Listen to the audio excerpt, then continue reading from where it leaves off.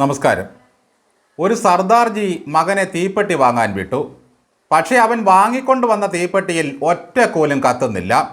എവിടുന്നാടാ ഈ തീപ്പെട്ടി വാങ്ങിയത്? ഒറ്റ കൊള്ളിയും കത്തുന്നില്ലല്ലോ. അപ്പോൾ മകൻ പറഞ്ഞു, പപ്പയല്ലേ പറഞ്ഞത് കത്തുമോ എന്ന് നോക്കണമെന്ന്. എല്ലാ കൊള്ളിയും ഉരച്ച് കത്തുമെന്ന് നോക്കിയിട്ടാണ് ഞാൻ വാങ്ങിയത്. ഈ കഥയിലെ സർദാർജിയാണ് പിണറായി വിജയനും ഗോവിന്ദനുമൊക്കെ. എസ്.എഫ്.ഐക്കാരെയും DYFIക്കാരെയും ഇളക്കിവിട്ട് ശക്തി തെളിയിക്കാൻ പറയും. എസ്.എഫ്.ഐ കാലം മുതൽ അവന്മാർ ഉരച്ചു നോക്കിക്കൊണ്ടേയിരിക്കും. കത്തുമോ എന്ന് പരീക്ഷിക്കും. ഒടുവിൽ കൊള്ളിയെല്ലാം ഉരച്ച് കൊള്ളരുതാത്ത പരുവത്തിലാകും ഈ കുട്ടികളെല്ലാം. അത്തരത്തിലൊരു മുതുക്കൻ കുട്ടിയാണ് എസ്.എഫ്.ഐയുടെ മുൻ പ്രസിഡന്റ് PM ആർഷോ. എസ്.എഫ്.ഐ ഭാരവാഹിത്വമെല്ലാം പോയി മധ്യവയസ്സിലേക്ക് കടന്ന ഇയാളിപ്പോൾ താടി പഠിച്ച് കവലപ്രസംഗം നടത്തി ജീവിക്കുകയാണ്. കാലുവെട്ടും കൈവെട്ടും എന്നൊക്കെയുള്ള ഭീഷണിയാണ് നടത്തുന്നത്. ഈ നേതാവിനെ എന്തിനു പറഞ്ഞു വിട്ടാലും അവൻ കൊള്ളി ഉരച്ചേ വരൂ. നന്നേ ചെറുപ്പത്തിൽ തന്നെ നാട്ടുകാരുടെ വെറുപ്പെല്ലാം പരമാവധി വാങ്ങിക്കൂട്ടി. വിദ്യ എന്ന ഒരു മുൻ എസ്.എഫ്.ഐക്കാരിക്ക് വ്യാജ എക്സ്പീരിയൻസ് സർട്ടിഫിക്കറ്റ് ഉണ്ടാക്കിയ കഥ മുതലാണ് ഈ ആർഷോ ചാനലുകളിൽ പ്രത്യക്ഷപ്പെട്ടു തുടങ്ങിയത്. ഇയാൾ തൊടുന്നതെല്ലാം കുഴപ്പത്തിലേ അവസാനിക്കുകയുള്ളൂ. ഈ ക്ഷുഭിത യൗവനം എല്ലാ കൊള്ളിയും ഉരഞ്ഞു തീർന്നതോടെ 10-40 കേസിൽ പ്രതിയായിട്ടുണ്ട്. ആർഷോയെ ഒരു ചർച്ചയിൽ ഒരു മാധ്യമപ്രവർത്തകൻ ഗുണ്ടയെന്നും ക്രിമിനലെന്നും വിളിച്ചു. ആ ചർച്ചയിൽ പങ്കെടുത്ത ഡോക്ടർ ചിന്ത ചേച്ചി അതോടെ പൊട്ടിത്തെറിച്ചു. ആർഷോ എന്ന യുവനേതാവിനെ ഗുണ്ടയെന്ന് വിളിക്കുന്നു. അയാൾ ജയിലിൽ കിടന്നിട്ടുണ്ടെങ്കിൽ മഹാത്മാഗാന്ധിയും ജയിലിൽ കിടന്നിട്ടില്ലേ? 40 കേസിൽ പ്രതിയായവനെ സാധാരണ കാപ്പ ചുമത്തി നാട് കടത്തുന്നതാണ് നാട്ടിലെ രീതി. ഇയാൾ കുട്ടിയാണോ സാറാന്നോ പ്രിൻസിപ്പലാണോ എന്ന സംശയം എല്ലാവർക്കും തോന്നി തുടങ്ങിയതോടെയാണ് ആർഷോ മഹാരാജാസ് കോളേജിലെ തൻ്റെ ഗവേഷണ പരമ്പര അവസാനിപ്പിച്ച് ഹോസ്റ്റൽ മുറി ഒഴിഞ്ഞുകൊടുത്തത്.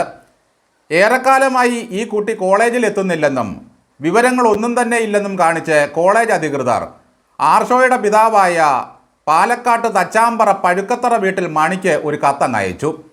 കത്ത് കിട്ടിയതോടെ പിതാവ് അമ്പരന്നു. മകനെ ഷഷ്ടിപൂർത്തി പരുവത്തിലാണ് കോളേജിൽ നിന്നും അച്ഛന് തിരിച്ചു കിട്ടിയത്.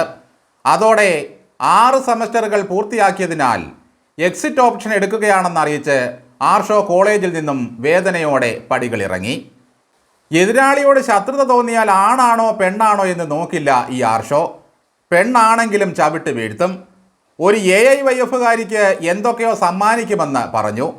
ആ പെൺകുട്ടിയെ ഉപദ്രവിച്ചതായും പരാതി ഉയർന്നു. ഒരു ഗവർണറെ പറയാവുന്ന തെറിയെല്ലാം ഇയാൾ പറഞ്ഞു.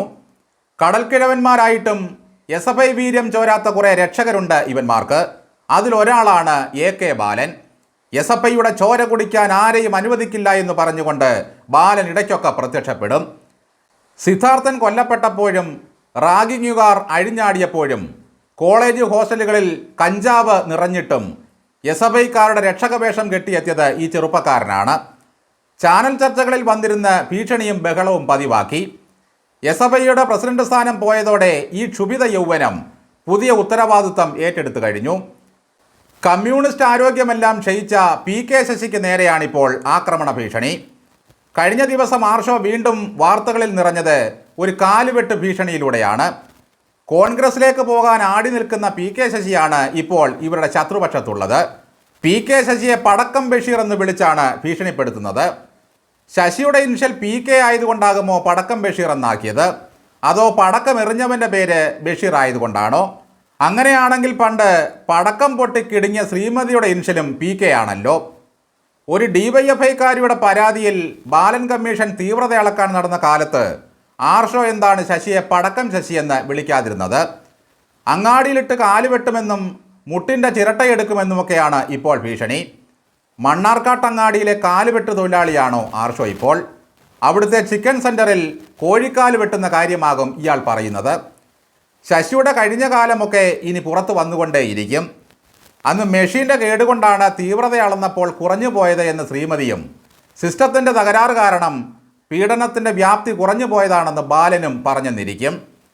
ആർഷോ ഒരുത്തനെ ഭീഷണിപ്പെടുത്തി പ്രസംഗിക്കുമ്പോഴും ഓൻ്റെ കയ്യ് മറ്റൊരു നേതാവിൻ്റെ തോളിൽ വിശ്രമിക്കുകയാണ്.